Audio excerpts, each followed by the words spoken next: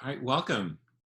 It's great to see everybody chiming in the chat from California and New York and Florida, Texas. I saw some Ontario. Um, I know we've got some folks from Australia that will probably be listening to the recording in the morning. Um, it's 3 a.m. there right now. So quick housekeeping slide is already there. We won't go through it too much. One other thing I wanted to note is one thing we've been doing to make sure this is pretty accessible to folks is we'll keep our video on in case you're hard of hearing and need to lip read. We also try to make the slides as detailed as possible. And then if you're hard of sight, we will also be describing most of the things. So you should be fine, even if you can only interact with audio here. So really excited to be here. We've got a special guest, which we'll introduce in a second. But with a couple of folks on, one small tip here is that speaker view is probably one of the better ways to do it. So you can just scroll up and do that as well. And then we'll send around the recording later today, and we'll ask you to fill out a survey at the end with some feedback for us, and then also some cool things to sign up for. So welcome to webinar 6 on Giving Tuesday Now, how planned giving teams, how major giving teams can tap into the Global Day of Action on May 5th. Before we get started, just wanted to say a huge thank you to everyone for coming, but also a huge thank you for the continued care and support and notes that we've been getting. I think after a lot of these, especially given that most of our team is in New York, there's just a lot of folks that have been reaching out to me or other folks on our team checking in on us. And as far as I can tell, people are doing really well. And I think, New York, like most places in America, are pretty resilient. One of my favorite things that I've come across more in the past 2 weeks is something called Off Their Plates, which is a whole new nonprofit that's spun up. And basically what people are doing is people are donating to provide meals for frontline healthcare workers. And those meals are being served by restaurant workers who would otherwise be out of work. So they're employing a whole bunch of folks and feeding, I think, 250,000 meals already, which is pretty amazing. So things like that are just popping up as people doing whatever they can. And it's really special to see. So a couple of agenda points for today. As you know, we'll talk about Giving Tuesday Now. We'll talk about what that means for planned and major giving. We'll share some new ideas. And we'll also do next steps and questions and answer. And as typical on these, if you're just joining us, what we'll do is we'll take a bunch of questions. We'll end the call on time so that people can hop off. And we'll try to stick around for a few more minutes to get to as many as possible. There are already about 510 folks signed in, and that number seems to be climbing by the second. So there'll be a lot of questions, and we'll get to as many as we can. Quick intros for those of you that are new. My name is Patrick. I'm one of 2 co-founders and co-CEOs of FreeWill, alongside my wonderful co-founder, Jenny. We're really lucky to be part of a team of 55, usually centered in New York, but also working alongside 300 amazing organizations. So we're all learning together, and we think of the community as the big one. And we just do a lot of work to help make things like planned giving and giving out of IRAs and giving stock much more accessible and easy. And at this point, really helping a lot of organizations move those online who are typically used to doing it all in one-on-one conversations. Also, we're super excited, some of you may have seen her video up, to have Virginia, who will be joining us for a portion of today. Virginia is our Director of Partner Success, so she's working with hundreds of organizations ranging from small local animal shelters to a couple of the biggest names in the nonprofit world, and really helping them think through how to be as effective as possible. We were really lucky to meet Virginia when Jenny and I were grad students at Stanford. Virginia was studying journalism as a grad student, and our time together has been amazing. And so really lucky to have her, and she's gonna get into some really tactical tips on how to make the most of this in a little bit. So we've asked you how your week is going. And one of the really interesting things that we've seen over time, and thanks to my colleague Simone for pulling this all together, is what you can see is that yellow line is people's anxiety. And it's still real, but it's down pretty considerably since our first week together. And you can see it dropping considerably. Happiness is actually now the dominant emotion that people are feeling over anxiety, which is the first week that that's crossed. People are feeling more eager, which is the red line. And loneliness is sort of hung out at the bottom, which is a totally normal way to feel. You can also imagine that there's a dozen emotions that don't show up on this graph. So a lot of different ways that people are reacting, and really nice to see that as we're coming together, some of these lines are beginning to cross. And we've also asked people what they've been worried about every week. And what you can see is some fluctuation there, less pronounced trends here. The blue line is people hitting goals, and so they're still nervous about that. Less concerned about the overall economy, less concerned about the health and safety of donors or coworkers as people are taking real steps to mitigate this. And then obviously some are all of the above. So we're keeping an eye on this, and hopefully we can do what we can to ease some of your worries at some point and prepare forward so that we can take action together. A couple of quick notes from last week. As you guys note, we try to be better every week, and we do that by listening. So about 70% called it a 5 out of 5, and 30% called it a 4 out of 5. So overall, really helpful, and that was really nice to see. A couple of things that people called out. They loved the virtual event examples, and that the templates have saved us a lot of work. So we'll talk more about this, but we provided phone scripts, email templates, a bunch of other things, because we know how busy you might be right now, and the more work that we can take off your plate, the better. By the way, if you weren't able to make it last week, we went through tons of different ways to do virtual events, and you can find those recordings on our resource page. Each week they're better and better, but this is largely due to the feedback we're getting. It's not like we get smarter every 7 days. It's more that we get really good feedback from you about what you need and do our best to provide it. And then someone said, your point about including legacy giving within GivingTuesday was gold, all caps, solid gold, especially for organizations that are trying to increase collaboration. So as everyone's home, as everyone's available, less travel, this is really a moment to increase collaboration, and it's great to see that.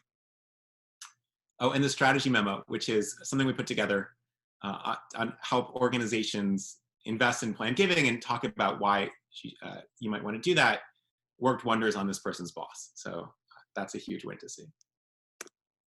What can we do better? Some folks said last week was too general for my needs and love something a little bit more planned giving focused.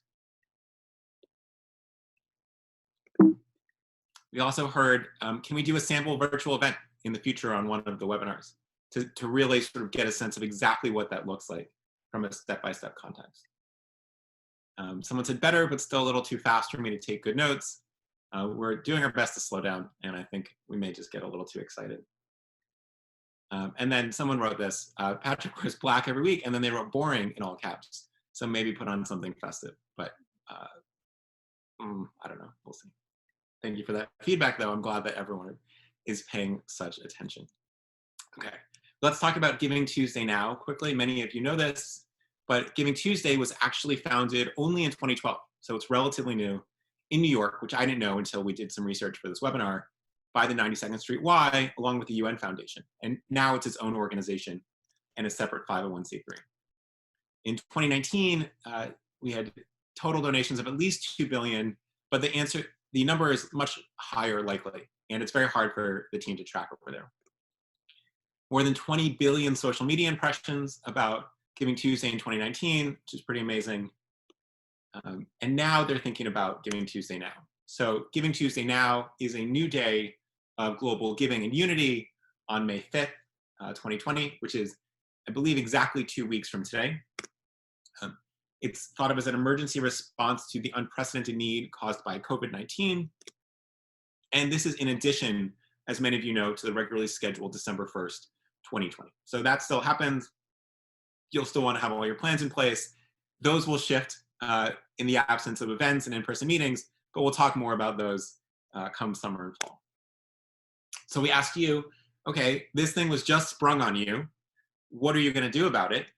And a lot of organizations don't know yet. So 46% said, yes, we're going to do this. 14.5% said, no, we're not. And then 40% said, we don't know yet. And it's 2 weeks away. So we're here to help make that decision for you and alongside you. We also asked folks, what is your organization doing for GivingTuesday now? So 2/3 are posting on social media, 53% are emailing supporters. We expect that number to go up. 41% are creating a GivingTuesday donation page. 14% are calling major donors to fundraise. 13% are using some form of peer-to-peer fundraising, 12% are hosting virtual experiences, and let me go back to this for a moment just so you can take it all in. So a wide range of ways people are getting involved.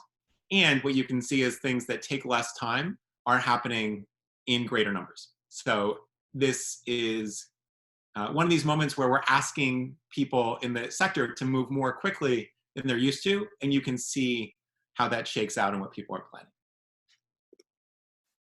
We asked people whether or not they're including planned giving as a way for people to give, and 30% said no, 65%, almost 2/3 said we don't know yet, and then a small percentage said yes. So we'll walk you through how to, for those 65%, how you might want to think about this and how to make it incredibly effective. So as we just showed you, almost all organizations don't know what to do around planned giving on Giving Tuesday now. So here's how we think about it, and we wanted to share our answer with you. So the recommendation is a strong yes. In all of your outreach, you want to include planned giving. Why is this the case? Well, generally it's an unparalleled opportunity to reach a large audience in an extremely effective manner. And we'll talk about why in a moment. But this is really one of the unique moments in 2020, and you really want to be seizing on it. So when we think about why to do this, and frankly, many of you on the call will say, of course I want to do this. It's not my decision. I need my boss or my board or whomever to hop in and be involved. A couple things. Many of you know this, but a typical bequest is almost 3 times all charitable giving in an entire person's lifetime. So that's a compelling reason to do planned giving overall. But at this point, searches for how to make a will or how to make a will online or other things on Google are 50% higher than they've ever been in the history of the search engine. And so that's pretty extraordinary. And it means that if you're ever going to do it, this is the moment where people are thinking about estate planning.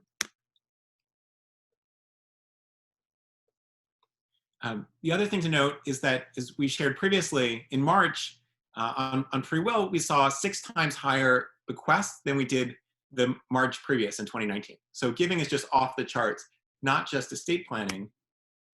And recently, the team Tuesday shows that supporters have a strong preference for taking more than one action. And this is going to be the really key point for a lot of your teams or decision makers, that it's not an either or. And we don't want to say, well, we don't want people to do estate planning or planned giving instead of giving now. But what the research team has shown there on Giving Tuesday is that people have a strong preference for multiple actions, and usually organizations don't provide them enough. And so the folks that are getting involved are not doing as much as they can because you haven't provided enough avenues for them to get involved. I had a really fascinating conversation with the chief data officer at Giving Tuesday last week. Incredibly sharp guy and really thoughtful. And he made this point a few times. And so that's part of the reason we're so excited about planned giving here. We've also written an article that we'll send around after the recording that includes all these stats, so you have them and you don't have to furiously take notes. So we're really lucky that Virginia is going to walk us through how to be extremely effective with planned giving on Giving Tuesday now. Thank you so much, Patrick. And thank you everyone for being here and for letting me join.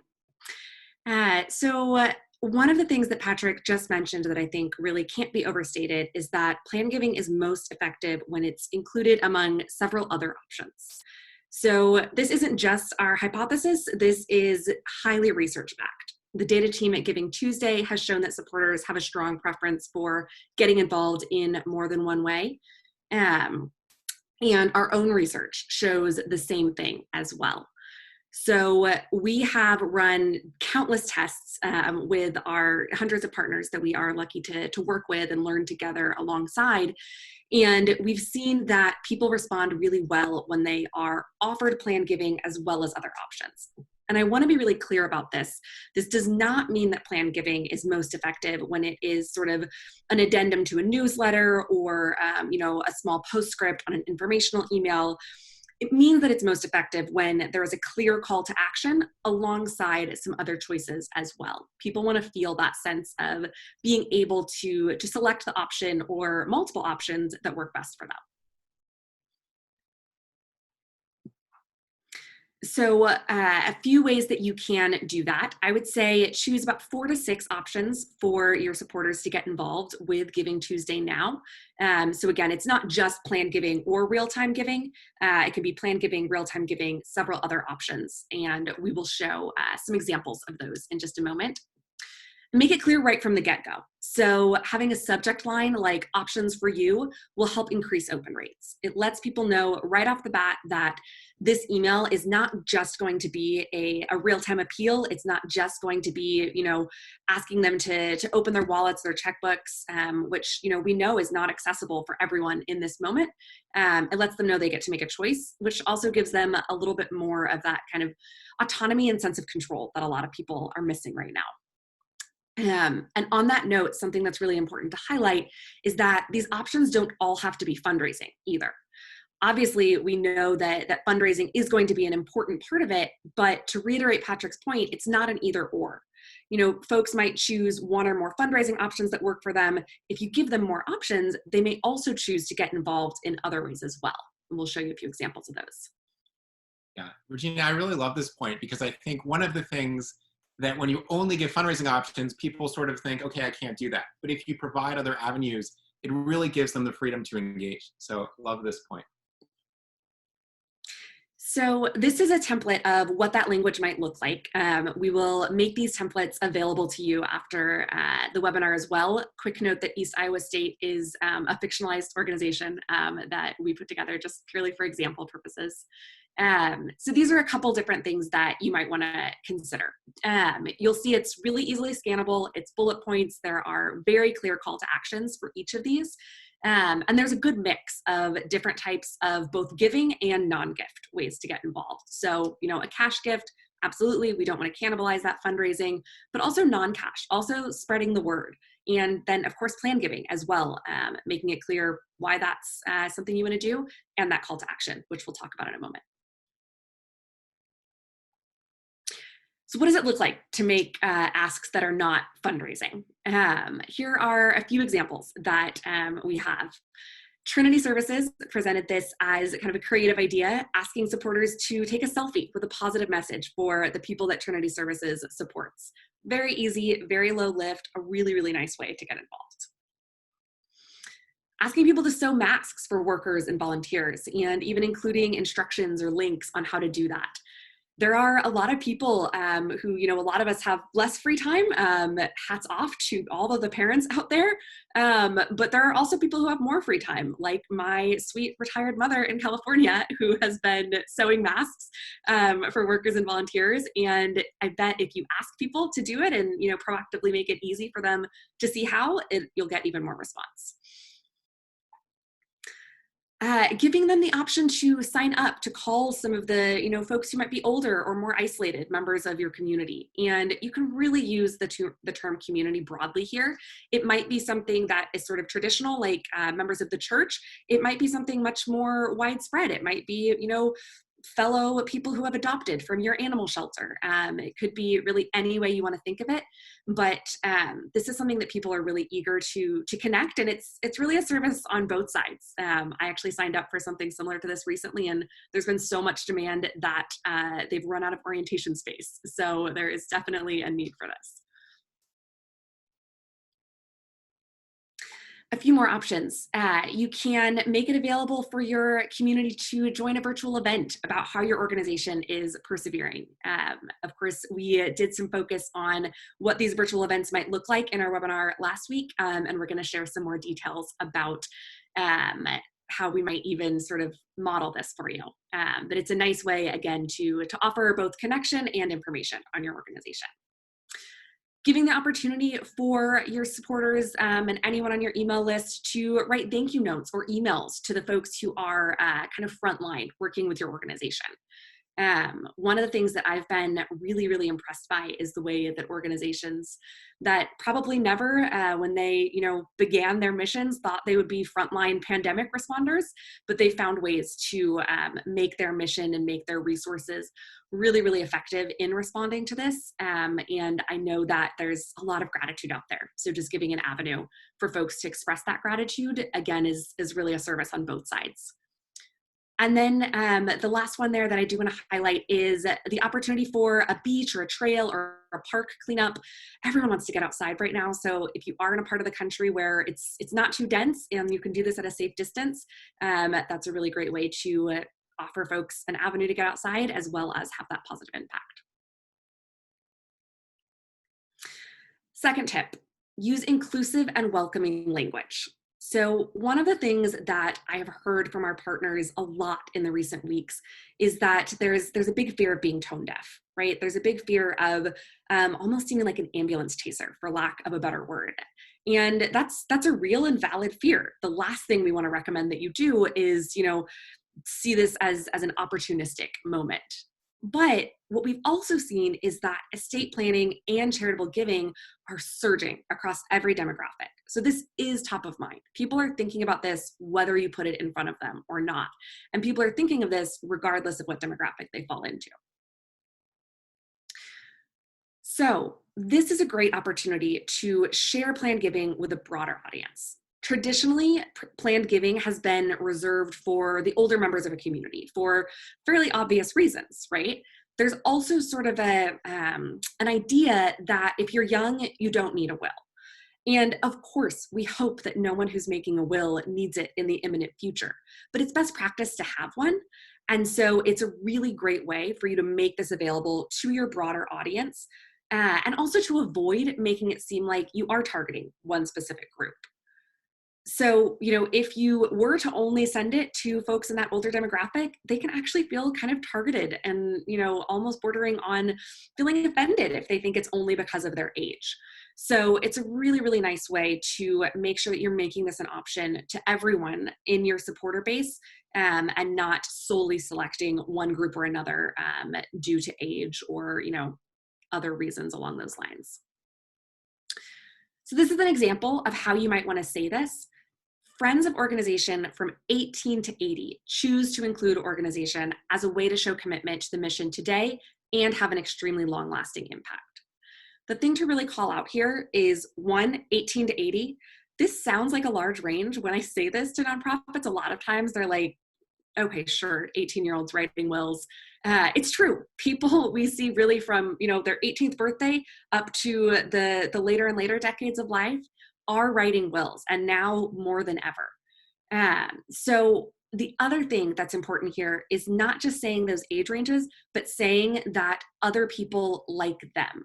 So when someone reads this, what they'll take away is, oh, I'm a 30-year-old who cares about this mission, and other people like me have already done this. Maybe I want to join them. Maybe I want to be part of that group. And it just makes it feel a little bit more comfortable. And then finally, once you kind of laid the groundwork and gotten everyone thinking about why, hey, this is a good idea, maybe I do want to create a legacy, make it really, really clear for how they can actually do that. One other key thing to remember here, this also applies to why you want to send it to a broader audience. Fewer than 32% of Americans have a will.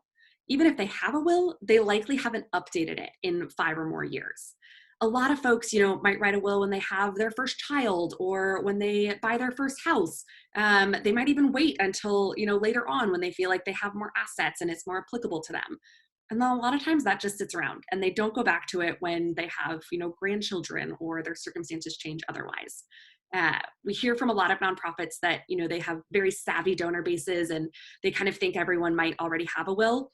I don't doubt for a moment that you do have a savvy donor base, but the statistics don't lie, and even savvy people don't have wills. So don't be shy about making this an option.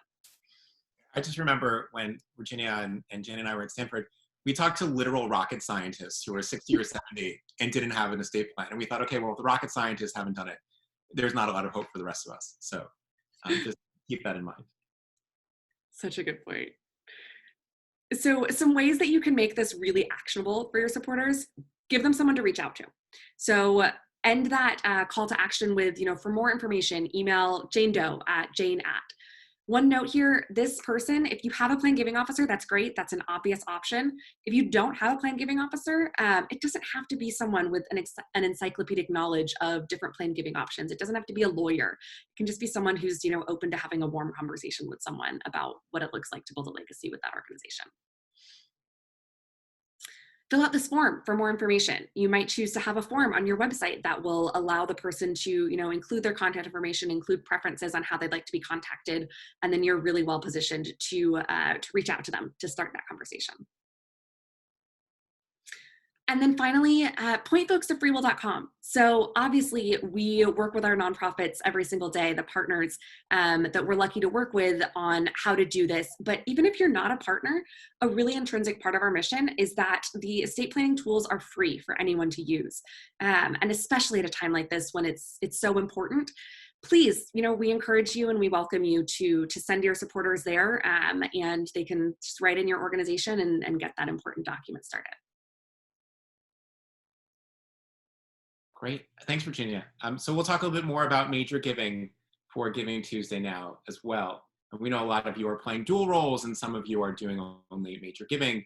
Okay, first big challenge as you think about Giving Tuesday, you want to set a goal of taking as little cash as possible from major donors. And I know this feels very counterintuitive, but stick with us for a moment. The studies show, and we've talked about this a little bit in the past, that people give significantly more when they give from what they think of as wealth instead of cash or income. And Dr. Russell James has this incredible study that showed organizations that focus on non-cash giving actually grew 55% more over a given period of time than those that didn't. And it's because when we think about, you think about how much money you have in the stock market or in your IRA, et cetera, it's a much larger number than how much income you got this week for most people, especially in your donor class. And overall, 90% of all assets are held not in cash. And so if you can help people think about different ways to give, those same people with the same level of generosity will actually give much larger gifts, and you'll be much more effective. One of the really interesting things here is that what we're seeing, and you're probably seeing this as well, is that people are much more open to learning right now. They have a little bit more time. And Giving Tuesday, as you're including things like non-fundraising asks, make them much more predisposed to learning about new ways to give. So this is the ideal moment to educate someone about a qualified charitable distribution, a gift of stock, other different options as well. So keep that in mind and set yourself a little bit of goal that says, great, anytime I'm talking to a major giving prospect, let's try to steer the conversation away from cash and more into one of these interesting ways to give. If you think about stock gifts, and we talked about this a little bit, I believe in week 3 or maybe week 4, so you can go back and see a lot more there. Even in a down or twisty and turny market, these are really powerful. Most people did not buy stocks at the peak. And so when we talk about the market being down 20% or now only about 8 or 10%, most people have a lot of assets that have appreciated, and those are great ways to give. An individual can donate stock without changing her portfolio, which most people don't think about, certainly your donors and many gift officers. And all you have to do is donate the stock, and then you can repurchase it with the same amount of cash. So it's an incredibly beneficial tax process, even if nothing in your portfolio is changing. And as many of you know, you don't want to donate depreciated assets for tax reasons. You instead want to sell those and then donate the cash. Couple of talking points for these as you're talking to donors. You want to say that did you know that gifts of stock can give your family a big tax benefit even in the down market? You need to make sure they know that you know the overall context and they don't think of themselves as like a business savvy person while you are just in a nonprofit. You want to know that these gifts can reduce the capital gains you'll pay when the market rebounds without changing your portfolio. So anticipating an upswing and still saving on taxes. And then saying things like many of our supporters choose to take advantage of this especially smart way to give. And you're positioning this so that if they want to be seen as a smart and savvy person, they will take this avenue of giving. Incredibly effective. And what you want to do is not just get donations now this way, but you're getting people in the habit of doing it going forward. And you'll see a big jump up in those major donors or those mid-level donors if you can move them from cash to stocks and IRAs.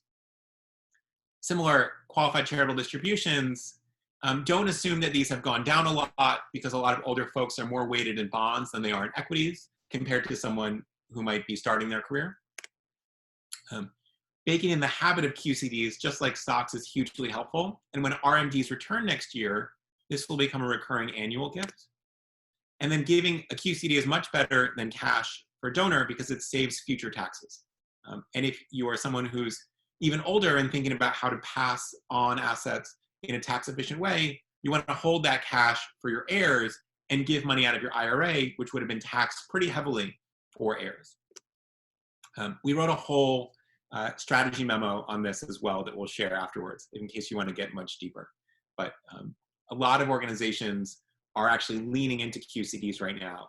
And you see this especially at the more savvy nonprofits that are taking an extra step to push them. And that's something that's really interesting to see and not necessarily totally intuitive. So we wanted to make sure to make that point here. When you're dealing with GivingTuesday Now donors, again, we're thinking of this as a two-part strategy. So your first call is a check-in and update, and then ask if you can follow up with specific options to get involved, including non-monetary ways. Now, why are we doing this? Much like the way that Virginia outlined, including non-monetary ways makes the answer to this question much more likely to be yes, and then presents a very open mind when you're coming back and having that conversation, outlining a bunch of different financial ways, as well as some volunteer options. And the odds are that they'll do more than one. And then in call two, that's where you come in with the possible ways to help, including planned giving.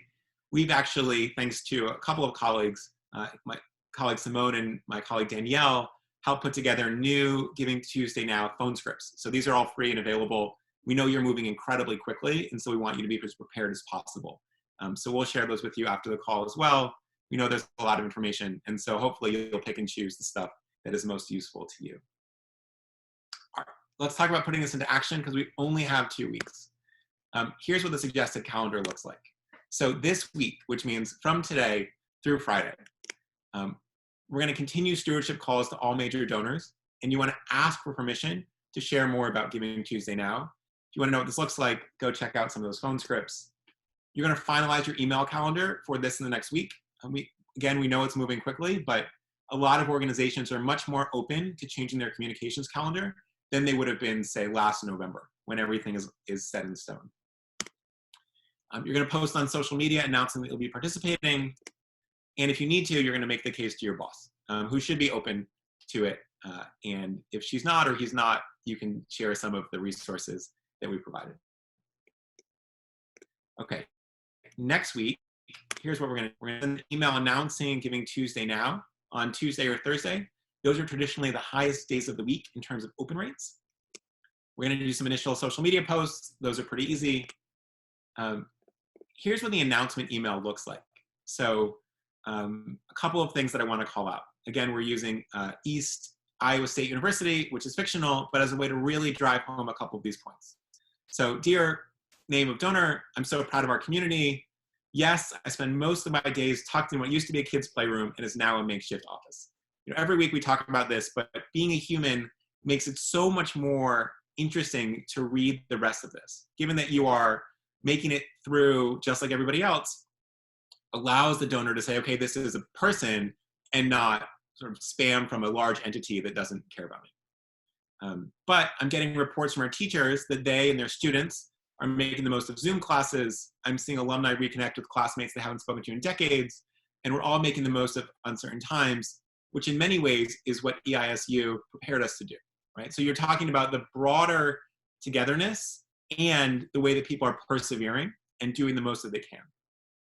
In the spirit of this togetherness, we've joined forces with GivingTuesday Now and schools, hospitals, and nonprofits.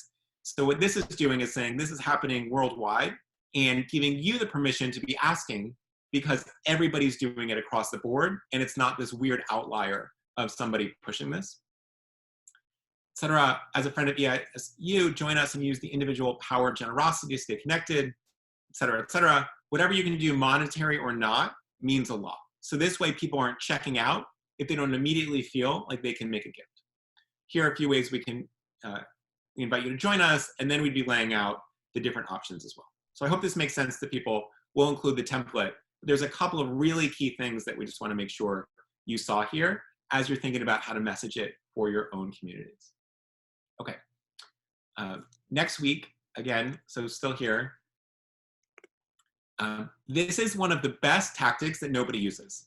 So making a calendar invite. Calendar invites are seen much more widely than emails, and it's really a way to shape behavior. I'm sure that many of you have the experience that I do, which is our calendar sort of runs us, and we just say, okay, what am I doing next? Well, I'm doing the webinar, and then I've got a call with my colleague Chris, and then we're going to do some brainstorming on X, and then I've got to, do whatever.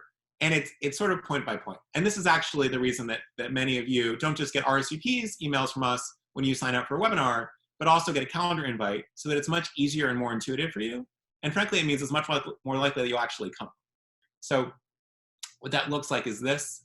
So we'll set it up for next Tuesday. It'll be a half an hour event from 9 a.m. to 9:30 or wherever time zone you're in, depending on where your donors are. And then you can't see it, but as you scroll down, it would say, great, it's Giving Tuesday. Here are the 4 or 5 ways to get involved. And that way you can see who's accepted it as a way to even increase the number of people you might call that day, but also get this big feeling of it. Side, you don't want to let guests modify the event. You do want to let them invite others, and you don't want to let them see the guest list because there's just too much data available there. In the same way that we hide the guest list on the webinars, because if 1,000 people are coming, that's just a lot of email addresses, and you don't want those getting scraped or shared too widely. Okay, and then Giving Tuesday week, May 3rd, which is, I guess, the Sunday. May 5th is the actual day. So you're going to start calling major donors on Monday and continuing all the way through close of business on Tuesday. We'll probably do 2 emails on Tuesday, and 1 in the morning, 1 in the afternoon. And then social media posts updating progress as well. And then on Wednesday, a big thank you email clarifying that so many people got involved, but if you've missed it, here's a last chance to participate doing X, Y, or Z. These templates are all available for you, but this is the sort of cadence you want. If you want to dial back, you could probably take away one of the emails on Tuesday, but as long as you're really broadcasting this as part of a global effort, I think you won't run into donor fatigue, and many people overestimate their own effect on donor fatigue. So really big opportunity here, and we wouldn't be shy. We strongly recommend really pushing this, and this is a pretty unique moment for you to engage in all these different types of giving and get that message out in a moment of relative uncertainty. All right, so just to summarize a couple of resources so that you have at your fingertips. Every week we add to these, so they're getting a little bit abundant and maybe hard to manage. So new phone scripts for Giving Tuesday now, 4 email templates, pre-email, 2 day of, post, just so you can get your hands around it. We actually created a new FAQ, which basically meant we went through all of the chats and all of the Q&A from 5 weeks to figure out what questions were being repeatedly asked, so that you can figure out, okay, well, what do I do if my organization is not COVID focused? How do I talk about QCDs in this moment? Why would I give stocks here, or other things like that? And so that's all been compiled for you based on the questions that were most likely asked by your peers. The strategy memos we've talked about, if you need to convince your board or your boss or your team around doubling down on planned giving and QCDs, and then much more. And if there are things that you don't see but you feel like would be not only useful to you but to a broader swath of the population, just drop us a note in the survey. And we really like creating these things. It's a great outlet for creativity. And so happy to do so. Just let us know. Also, we created a new resource. So one of the things, as we've shared a few times, is that the bequest giving on FreeWill continues to be off the charts. It's just, it was 6 times higher in March than it was the previous March. It's 50% higher in April than it was in March. So this is really growing quite quickly. A lot of these gifts are to our partners, which is super exciting. Many of them are actually to other organizations around the country and around the world. So what we wanted to do here, as these shot up, is we created a new page on the site that we call the bequest request page, which is a weird rhyme, but it's for folks that we're not currently working with to check in to see if they have gotten any bequests through the site. So you can start stewarding folks who've opted in to share their information. So if you work at Duke University, for example, and 3 people have left bequests, we want to make sure you know about that so you can follow up and add them to your legacy society as well. When we started FreeWill, we tried to be in touch with every nonprofit about its gifts coming in, and the gifts have become so numerous that it basically would be a full-time job and we're not able to do it. But we're going to make a special effort this month to add some more resources and make sure that you're aware of those so you can follow up with those folks. and make sure that any Giving Tuesday requests or otherwise that you're notified about. And so just drop us your information, let us know when the best time to reach you is, and someone on our team will be in touch to let you know about any gifts. Or if they're not, we'll let you know that as well. We'll send the link to this after the recording. So you expect a long email from me. Do your best to open it.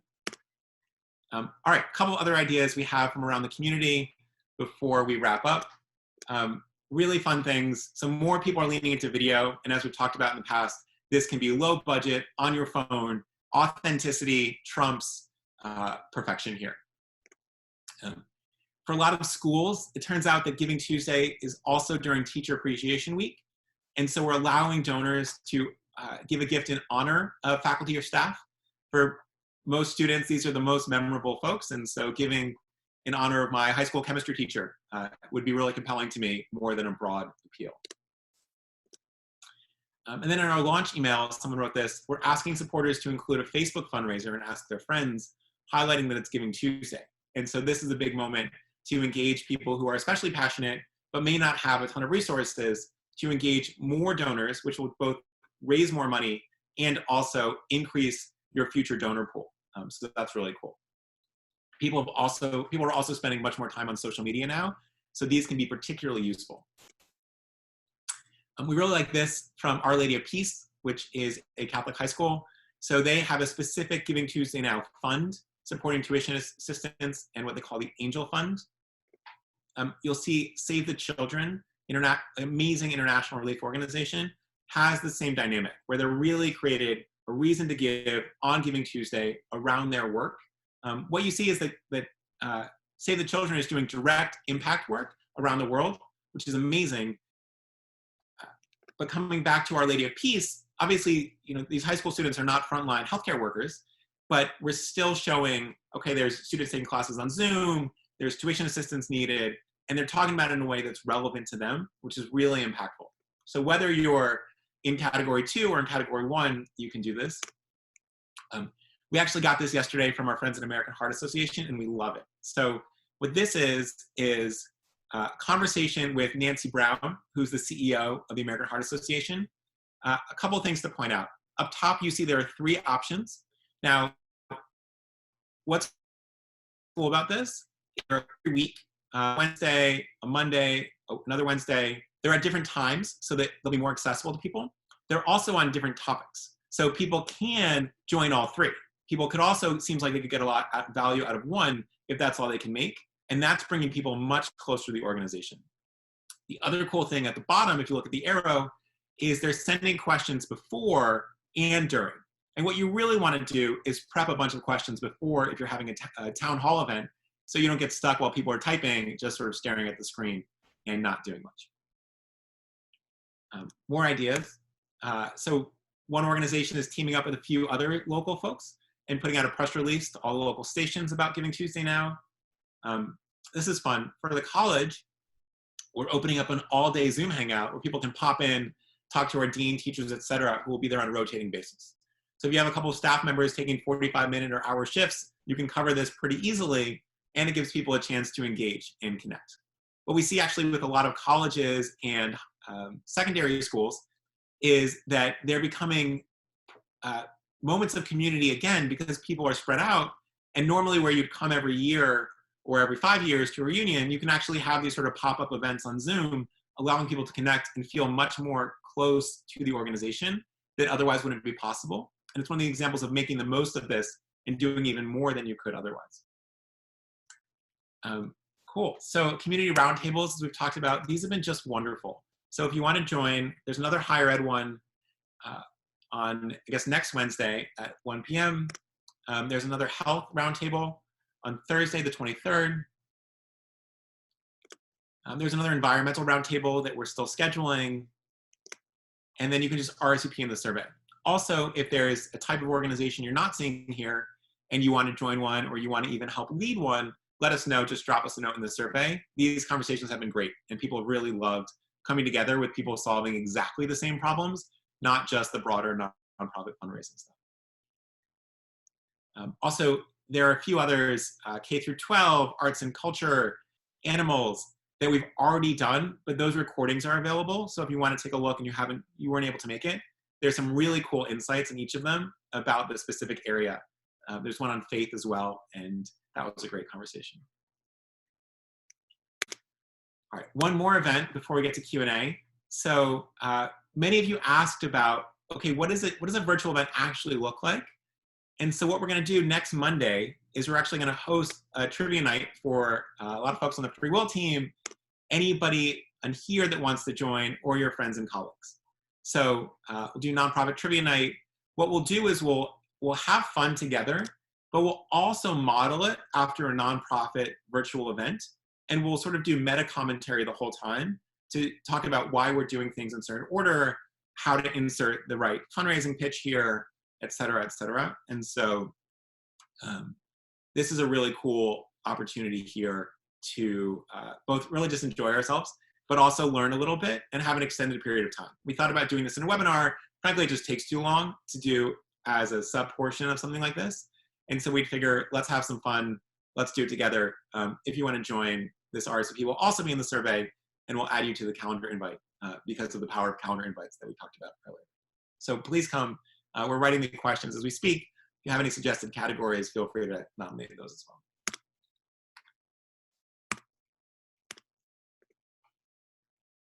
All right, so let's wrap up. Next steps in Q&A. Please fill out the survey in the Zoom chat for feedback, RSVPs, et cetera.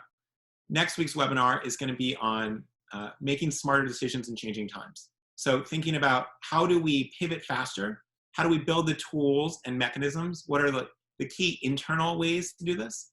What are some templates for gathering data from supporters to really understand, okay, it turns out 2020 is just going to be a strange year, and we still need to be wildly successful in that year. So how do we make sure we're using the right messages, using the right timing, understanding when donors are energized, and understanding when they're fatigued, et cetera. So that'll be really fun. Hopefully Virginia will be back for that one, and we'll do a lot more. And then lastly, the other thing we'll talk about next week is just more creative ideas from around the sector. So if you have any, just shoot an email my way. We're getting tons of these. They're wonderful. And it's such a great way to give back to the broader community, to share some of the coolest ideas that either you're doing, or if you come across things that another organization is doing, but you think is particularly impressive, just send it our way, and we'll share it with everybody next week. Great. So with that, let's pause and take some questions. And Virginia, we'll give you the first one. The question is, how do those without direct ties to assisting with coronavirus pandemic make a case for support? Yeah, I think this is such a good question, and actually saw it echoed in a few of the notes popping up in the chat. I think that the biggest thing for me here is just the authenticity aspect of it. So, obviously, as Patrick said, not everyone at a high school or at some of other organizations that are maybe not healthcare focused are on the front lines of responding to, the coronavirus in that sort of real-time way. But I do think that as humans, we're all very affected by it. And so one, being really transparent, always being very aware of the moment and mentioning that in your appeals, I think is what we've seen to be most effective in all appeals. I've gotten personally appeals from a range of nonprofits that both are and are not closely tied to coronavirus, but really kind of digging into the humanity aspect and how we are all connected. I think any of the ways that your organization maybe is affected are worth calling out. So, different ways that you're approaching events, different ways that you're supporting the community, anything along those lines will be really effective here. Yeah, thanks. We got a question. This is really interesting. This question is, I'm wondering, in light of Trump's insistence on reopening the country and the state protests, et cetera, how is that going to impact nonprofits as far as going back to the office, fundraising, and events? Well, there's sort of, political noise aside, back and forth. Our head of engineering, our VP of engineering, Guy Alden, who's brilliant and builds a lot of the great tools that you've seen, was on a conversation with a lot of other tech leaders yesterday or the day before. And a lot of these tech companies are actually already planning to be working from home for almost all of 2020, that they're proactively doing so. And I think it's really important to remember that there'll be stages here, right? So if you're a laundromat or a restaurant, you might be able to open because there's no other way that you can work. But what we'll see is we think there's going to be a very gradual shift, and organizations like FreeWill that are frankly working from home pretty effectively right now are going to be some of the last to return. And if you feel like your organization is doing well, or that many of your staff are very effective working from home, that may be quite a long time. It's also, as we shared previously, we think it's unlikely that you're having major fundraising gatherings in person in 2020, and that's just going to be the reality. And so we are as a community are being creative around what that looks like. But I would set very long time before office returns, especially in some of these major cities that are more dense, and quite a long time before fundraising events return, and saying, great, that's the reality. Let's make the most of it. And if we're pleasantly surprised by some miracle of science before that, then great. But we need to set our baselines and then work accordingly. Virginia, this other question is, how do we set our organization apart from all other organizations that will be participating in Giving Tuesday now? Yeah, I like this question a lot. I think that this, again, goes back to kind of the authenticity side of it. So one of the things that I loved in a lot of these examples that nonprofits sent in were the way they were coming up with different methods that were really intrinsic to their mission. So, the things like having a Zoom drop-in call. I saw someone posted in the chat that they had given alumni the chance to guest teach a class at the school, which is so fun. Anything that is going to be really, really specific to your mission, again, whether or not that is coronavirus specific, I think it's safe to say that every nonprofit and every person is in an unprecedented time of need right now. So, the things like a beach cleanup, perhaps if you're an environmental org, I've seen animal shelters doing things like, virtual fun walks with your pet, anything that is going to really speak to what brought your community to your mission in the first place. It might sound overly simplistic, but I think that really is what people are looking for right now, is just seeing the humanity of it. And if you can show your humanity as the staff and volunteers as well, then people are really responding to that. Yeah. One we have an additional question that's very similar. That is how to avoid donor burnout with COVID asks and Giving Tuesday. And one thing that we see across the board is that we and you all in the fundraising community see many more of these than a normal person, right? Most people aren't opening 4 out of 5 emails. And so it's very interesting how I've seen 3 or 4 of these. Everyone must be burned out, and you don't want to overread your own experience here.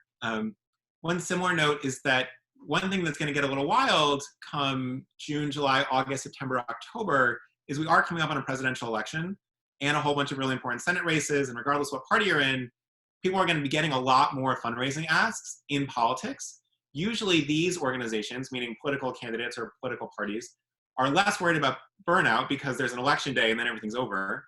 And so you will see relentless fundraising happening in those periods, which means that this is the moment to really lean in before people are getting 2 Joe Biden emails a day or 2 Donald Trump emails a day, plus dozens and dozens of Senate races. So leaning in now is an incredibly important moment, and then you can take stock and say, okay, do we need to pull back a little bit in the late summer based on a surge of everybody asking for political donations, especially if you're talking to major donors. A lot of those folks are going to be on the call list for Senate candidates, for presidential candidates, etc. Okay. We did have a question around whether or not we can get a picture of the color-coordinated bookcase to use on your own Zoom backgrounds. We'll think about that. Virginia, what if we haven't launched a planned giving program yet? What do we do then? Yeah, so this is actually one of my favorite questions that we get from our nonprofit partners. I think that a big sort of common misconception about planned giving programs, quote unquote, is that it has to be extremely established with annual events and an entire legacy society and stewarding protocols and all of these things. Chances are you already have everything you need to call yourself a planned giving, again, quote unquote, program. Really all you need is the ability to interact with your donors, which I am positive you are already doing. This is a great time to, launch this, to make this available to your donors. You may want to, again, have an extra layer of sort of awareness as you're putting it out there, maybe calling out that this is the first time that you have made this type of giving available. People always kind of respond better when they don't feel taken aback or caught off guard. So, mentioning that this is something that a lot of other organizations do and you really want to make it available to your supporters will really help them to feel more comfortable with it. But don't be held back from doing this because you think that you have to have a thank you luncheon already scheduled. You absolutely do not. A catchy name for a legacy society is great, not required, but very, very simple and very low lift. Beyond that, it's really just, making sure that you're thanking your donors, which I know that you all already have protocols in place for other types of gifts. Cool. We'll do one more question and then we'll officially pause the webinar, and then we'll stick around for a couple more, although we've gotten to a bunch and it's really helpful to have Virginia here as a 1-2 punch. And before we answer the last question, just a simple request from us is to fill out the survey. What we're really looking for this week is your thoughts on what to talk about going forward. We've covered so much over the last 6 weeks. We're really excited about next week's, but we're still making plans on what's after that, and so on and so forth. So your advice would be desperately needed here, and any insight you have would be great. So my colleague Simone has posted that in the chat. We'll also follow up with that survey on the recording. We did have a quick question on fees around Giving Tuesday. Just to be extra clear, there are no fees associated with Giving Tuesday to be affiliated with it, to use it. It's a nonprofit. It's just focused on generosity.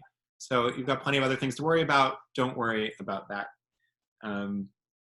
Great. So let's pause there if you want to go. It's almost 1 o'clock Eastern, 10 a.m. Pacific, but we'll stick around for just a few more minutes and answer a couple more questions. So if you're leaving, thank you so much for being here. Really love spending time with you on a weekly basis and look forward to seeing you next week. Echoing Patrick there, if you're hopping off, it's been so fun getting to hang out with you guys. So thanks for letting me be part of it.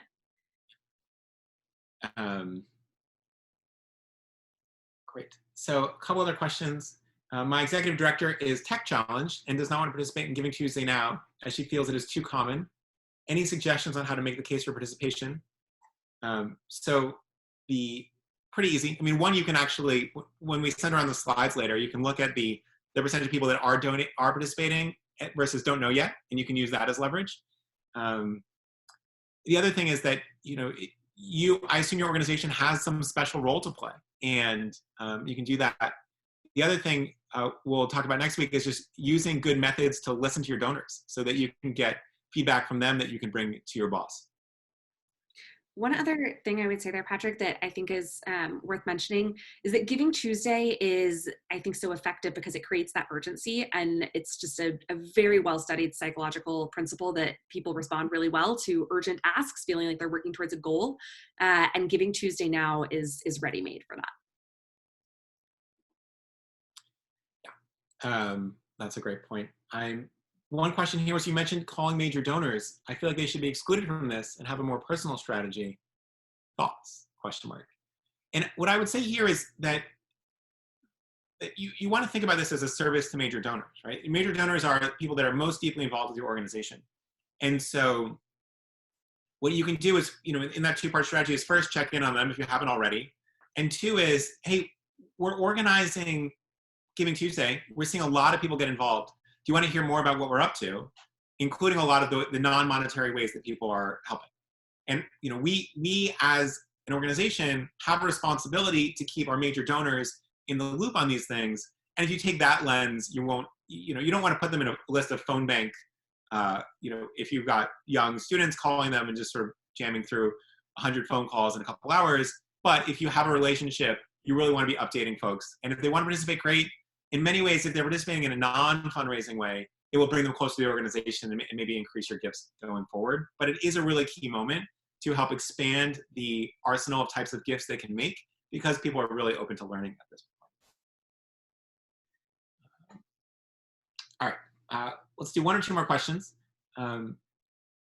Are organizations sending donors to their own website or the Giving Tuesday site? Everybody is sending donors to their own sites. So do not send people to the Giving Tuesday site, because you will not get that money. There's no payment portal there. It is all on your own site. So sorry if that wasn't clear. There are no fees. You're still doing the same sort of credit card or PayPal or other fees that you have on your own site. but nothing that is new or unique for Giving Tuesday. Can you recommend any resources for staff that we could share? We're trying to pivot our national events team to take some extra time and focus on individuals, but they don't know about planned giving yet. Anywhere that you could show them the high level of basics enough to speak with them about donors for Giving Tuesday. So here is, here's how you think about that. If you have like, non-fundraising staff, for instance, you really want to have them do stewardship calls and then ask permission to bring in someone who's a little bit more sophisticated about these for the second call. So it may be that if I'm new and typically I'm an event planner, but now I'm being repurposed to make these phone calls, I make the first phone call and I ask for permission to have a second phone call, in which case I'll bring in Virginia, who's an expert on a couple of these areas. So that's how you think about it. If they're giving officers, but they're not skilled in planned giving, and they want to have a conversation about planned giving, you may allow them to do the second phone call, but say the planned giving ask is, if you're interested there, I'd really love to introduce my colleague to dive deeper there. Or, in some cases, you can point them to a resource like FreeWill, which is a way for people to easily take action and doesn't require a lot of expertise from your side. Tesfa asks, in the two-call approach, how long is the timing between them? Normally it's like a week, but as long as you get permission, it can be any time. So it can be 4 days, 5 days, 2 days, tomorrow. One thing we really like actually here is the idea of going on a walk together. So if I'm Tesfa, I'm calling you, and my first call, say, we'd love to chat. What if we go on a virtual walk tomorrow or on Friday, and we'll both put our headsets in and we'll walk around whatever neighborhood we're in. And that's a really cool way to connect and have a shared experience. It isn't just another phone call. All right. Shane, is there anything else that you want to say, or should we pause there? I think that covers it from my end. This was so fun, everyone. Thanks so much for letting me join. And I'm so inspired to be part of this community that's just really, really smart and forward thinking and doing so much good in the world. Right. Well, thank you guys from all parts of the US, from across the world. Really lovely to be here and hope to see you next week. Thanks.